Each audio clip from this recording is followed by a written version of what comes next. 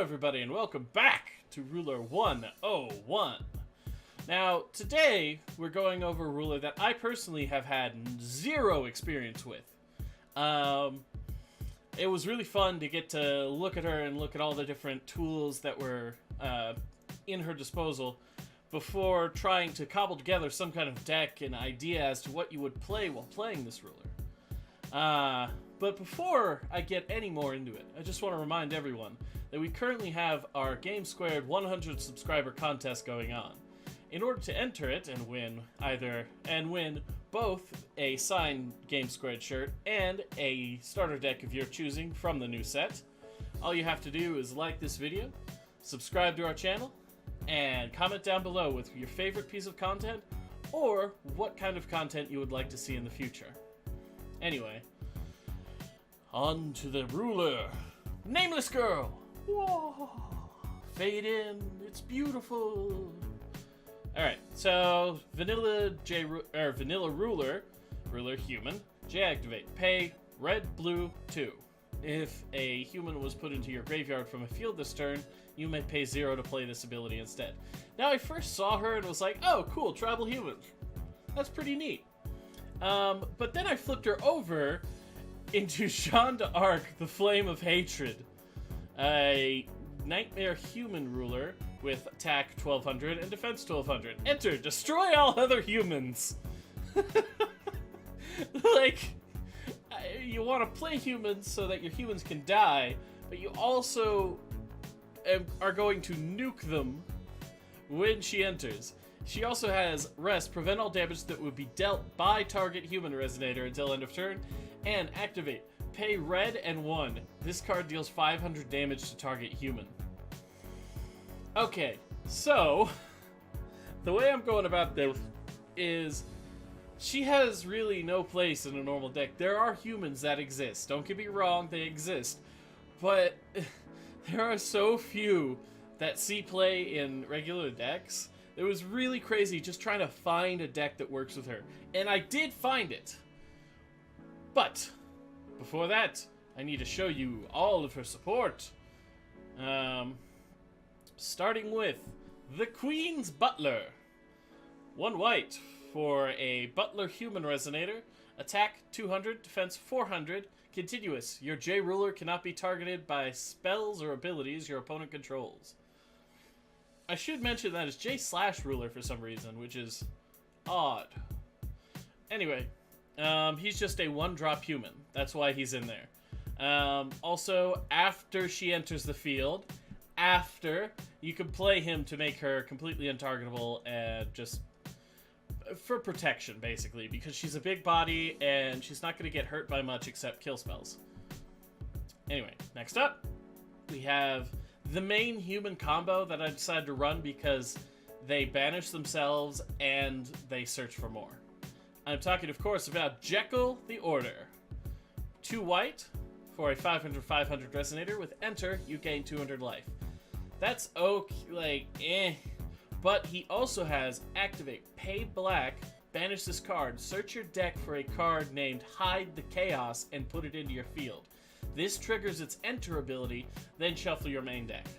So as long as, and that's an activate ability with no rest cost, so as long as you have will up, you can always banish and get another resonator in. Which is really cool later on in the game because you can just cycle them. And he'll gain you 200 life each time because it makes him trigger his enter ability. But what does Hide do? Hide the Chaos! 2 black for a 500 human resonator. Enter, your opponent loses 200 life. Activate, pay white, banish this card. Search your main deck for a card named Jekyll the Order and put it into your field. This triggers its enter ability. Then shuffle your main deck. The strategy that I think I would use is I'd put them out and have it swing and have it be a little aggro, but if it gets blocked by something that's going to kill it or they play a kill spell, you just banish it and get another one. It's also a very easy banish effect to run that lets her judgment really easily. Obviously, you probably run 4 of each just so you could cycle out whenever you want.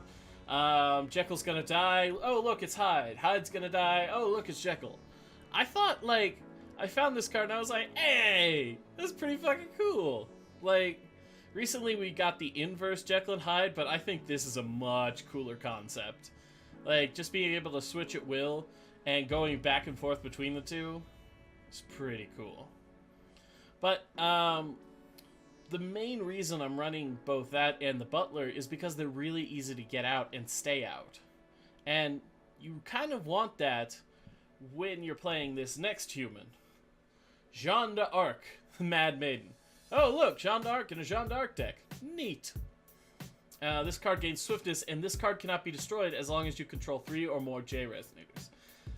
It's a human, so it dying can trigger her J activate, but her enter won't kill her. And having these Jekylls and Hydes that just don't really leave the field ever and stay as resonators is really cool. It makes it so that she can get her swiftness and cannot be destroyed really easily.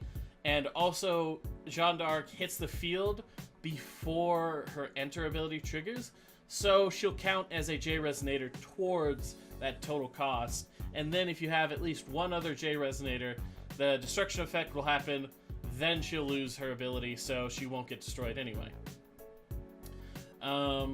Next up we have Pandora, the goddess of light and dark. A 500/700 human. Whenever this card attacks, force 1. Your opponent loses X life, X hundred life, where X is the result of the roll. I found in the past, whenever I played with her, that she was really useful for just being a huge threat that you can put out and swing every turn, or you can put out and block every turn, and she just doesn't, like, she puts a lot of pressure on your opponent, because that force, if you roll a 6, they're just losing 600 life. Even if you're rolling 3 each time, unless they have chump blockers, they're losing a lot of life from her. And unless they remove her in some way, they're gonna have a real hard time. Wait, I think that does it. No, I have one more human. One more human. That is Charles the 7th. Okay, now this one I found, and he's the kind of card that you just kind of gloss over. I mean, look at him, he's just kind of meh. But he's 1 blue and 2 for a Resonator Nightmare Human. Attack 600, defense 600. He's a 3-drop. However, he has activate, pay 1, banish a human Resonator, draw a card, or activate, pay 1, banish a human Resonator, return target Resonator to its owner's hand. He can eat all of your other Resonators. Like, if they're just sitting there, they'll never sit there and be useless. Like, he could come in and he could be like, don't need you, draw. Don't need you, return that one. So he turns, like, what would just be a standard chump blocker into potential cannon fodder. Now, in this deck, with cards like that and Jekyll and Hyde always replacing themselves and drawing you more cards or searching from the deck, you're going to want a card to really enforce. Like, I built this deck around my stuff dying. Like, you're just going to be killing your own stuff off all the time, whether it's for a banish effect or swinging into a big Resonator just to kill it through a Horde swing, or even just sitting out there being pretty useless. But to complement that, I'd put in Deep Ones. Now, this isn't a human, but it really works with the whole killing all your humans thing. It's 1 blue and 1 for an attack 0 defense 200. Hold on. It's a Cthulhu, and it has continuous. This card gains +200/+200 for each Resonator in your graveyard. So for a 2-drop, it can be huge, like, later on in the game. I've seen Deep Ones that were upwards of 1,000 attack just on, like, turn 3 or turn 4, just because you've cycled through so many Jekylls and Hydes, or you've gotten a Charles out and really started hammering at your opponent with those abilities. You're going to be losing a lot of your Resonators with this deck, so you want that kind of, just that creature to be there and get bigger and benefit from that. So you're not just losing it all for nothing. Support cards. There wasn't much support as far as it goes.